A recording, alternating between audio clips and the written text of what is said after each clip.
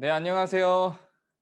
더함 공동체 교회 매일 5분 묵상. 오늘은 잠언 15장 10절입니다. 제가 읽겠습니다.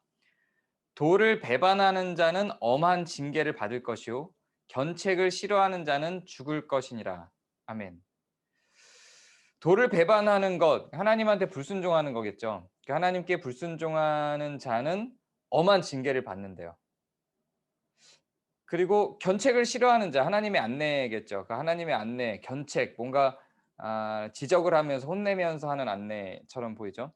그런 걸 싫어하는 자는 죽을 거래요.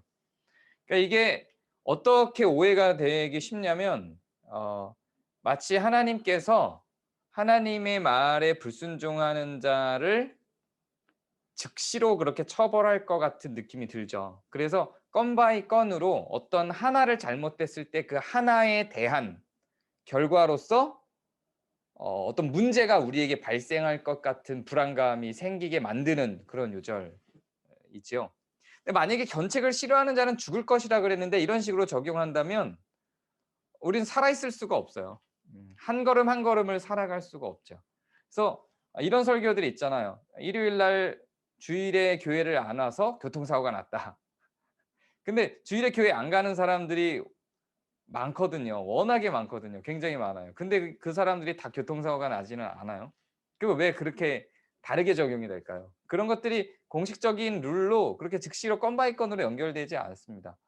견책을 싫어하는 자가 죽을 것이다라고 하는 게 극단적으로 대비가 되잖아요. 그게 문자적으로 이게 해석이 되려면 그러면 견책 싫어하는 사람들은 다 죽어야 된단 말이죠. 근데 그렇지 않죠.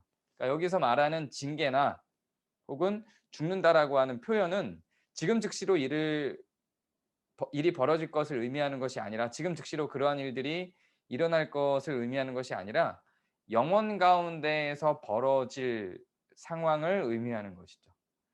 우리의 삶 속에 개입돼서 하나님께서 우리를 훈육하고 바른 길로 안내하시기 위해서 우리의 삶에 개입하시는 일이 그러면 없을까요? 물론 있을 수 있죠. 그런데 하나님께서 기본적으로 우리의 삶에 개입해서 안내하실 때는 어떤 방식을 사용하시냐면 우리 안에 소원함을 주셔서 우리 안에 있는 성령을 통하여 우리가 소위 신앙 양심의 갈등으로 하나님의 뜻이 무엇인지를 분별하여 그 길을 따라가게 만드는 방식으로 우리를 하나님은 안내하세요. 일로 갈라 그랬는데 딱 맞고 일로 가려고 그랬는데 딱 맞고 해서 한 길로밖에 갈 수 없는 구조로 우리의 자유의지를 완벽하게 통제하여 어쩔 수 없이 어떤 한 길로 가게끔 만드는 방식으로 가지 않으신다는 거죠. 만약에 이런 방식으로 가도록 유도하는 거라면 선악과는 인간에 대한 책임이 아니라 하나님의 책임인 거예요. 하나님은 그렇게 외길로밖에 우리가 갈 수 없도록 구조화해서 우리를 끌고 가시지 않습니다.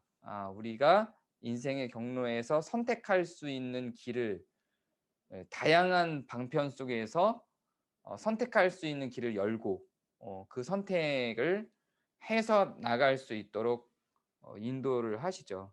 그것이 우리에게 선택의 여지가 없는 로보트가 한 길밖에 선택할 프로그래밍 된 대로밖에 선택할 수 없게 하거나 힌지를 시험할 때 미로의 길을 하나로밖에 만들어 놓지 않고 고 길만 가게끔 만드는 방식으로 하나님은 우리를 창조하시거나 우리를 인도하시지 않습니다. 그러면 우리는 인격적인 존재로 하나님과 교제를 하는 인격적 대상의 사랑의 대상의 인간이 아닌 거죠. 우리의 선택의 길들이 열려져 있고 악한 길로도 선한 길로도 우리는 선택해서 갈 수 있어요. 네, 그 가운데에서 우리가 우리의 하나님을 닮은 우리 안에 있는 선한 의지와 우리 안에 있는 성령과 또 하나님께서 우리에게 부어 주시는 깨달음과 소원함과 말씀이 융합되어서 하나님의 뜻을 음 찾아가는 명료한 하나님의 뜻 가운데로 선택해 가는 과정으로 우리를 하나님께서 이끌어 내시는 것입니다. 어 여기서 도를 배반한다는 것과 견책을 싫어한다는 것은 많은 해석이 있지만 제가 따르는 바는 이 도를 배반하는 것과 견책을 싫어하는 자는 결과적으로 하나님을 떠난 자들을 의미하는 것입니다. 그래서 하나님의 도를 배반한다는 건 하나님의 도를 이웃을 사랑하고 하나님을 사랑하라는 전체 포괄적인 이 하나님의 도를 끊어내고 완전히 다른 길로 가는 사람을 의미하는 그런 표현입니다. 그러니까 즉시로 발생을 하는 그런 어떤 저주와 같은 의미는 아니라는 이야기죠. 물론 문자 그대로 받으면 그렇게 오해할 수 있는 문자이지만 그런 의미가 아닙니다.